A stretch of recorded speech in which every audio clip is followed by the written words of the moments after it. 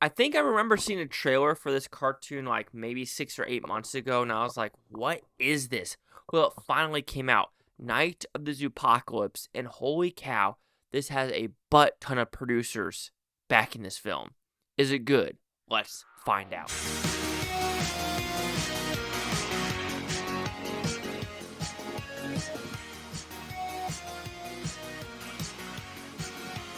Chase Lehocky here with the Blue Futon reviewing Night of the Zoopocalypse. What's about? Pretty simple premise. We're at a zoo.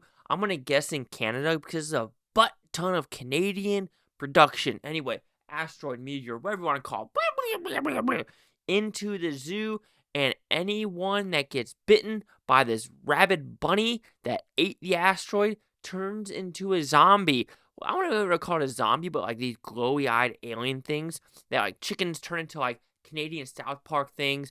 Gorillas turn crazy. Absolutely. But now you have a wolf, a mountain lion, like an ostrich, a monkey, and other animals.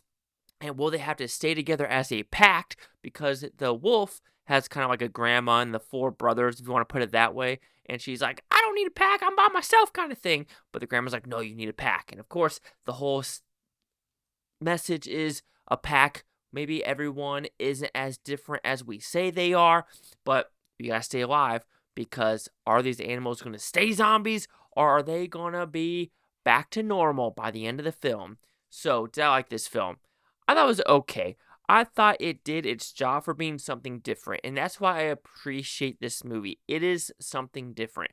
One is the last kids movie that you could say is kind of a scary movie.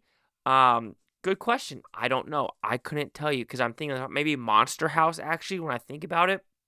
But Monster House, of course, is better. This is a very low budget movie. If you're looking for spazzy animations, you're not going to get it. Are you looking for like creatures and animals with like very good fur design? You're not going to get it. You're going to get flat fur. You're going to get very simplistic animation through and throughout. So I'm sorry if you want like a Pixar thing. Not going to happen. Voice acting, not bad. The only real person I know is like David Harbour, and he plays a mountain lion. Everyone else, I couldn't tell you who is in it. I'm sorry that came to fruition. The creator or the concept behind this is Clive Barker. And if you don't know who that is, he's the one that like Hellraiser, Nightbreed, like these weird creature things. So he did it for a kids movie in this thing, and it is kind of fun. The cutest characters like a pygmy hippo. Okay, that was kind of funny through and throughout. And speaking about a kids movie, because that's what it is this for kids? Will kids enjoy it? I don't know. I would say there's multiple kids in this film. I don't know if they were having a good time. I know one kid was next to me, but he was nice way mentally challenged.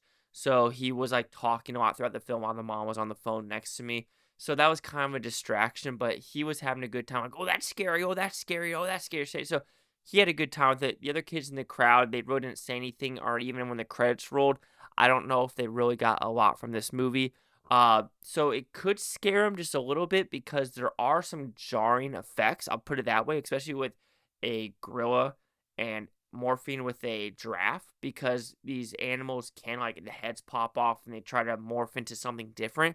So it is a weird like semi the thing. So yes, it could be like a little jarring. I'll put it that way. For kids humor, are you looking for humor or for kids movie? Do you think there's enough humor for the adults and kids? Um, that's the thing. I don't know if it's so much of a human movie.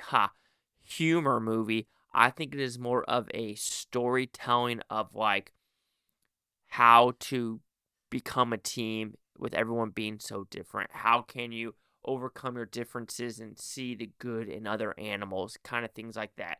And there is kind of meta to it about, this Lima really likes movies, faking its injuries and, saying, oh my God, I know what this thing is. It's like being a, first act, second act, third act, and blah, blah, blah. So there is some meta to that in some of these characters, like the ostrich and monkey fighting about who's smarter. So there is some lunacy to this movie that kind of does work overall. But it's a fine movie. I think I had a good enough time.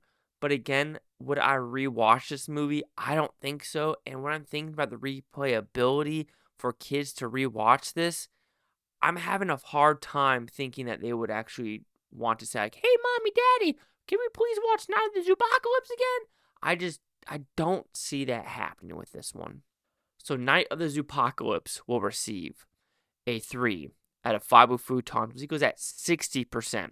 So let's see the critics and user scores gave this one. So critics, we are at a 100% with only 18 of them. No critic consensus. Looks like a lot of the audience down below is not really enjoying it. 2 out of 5, 0.5 out of 5, a 5 out of 5, another 5, a 5, 5. So some people liked it, some people didn't. So, I mean, it's totally up to you. And I guess I'm just, it's hard for me, like I said, it's hard for me to judge. What did your kids think of this movie?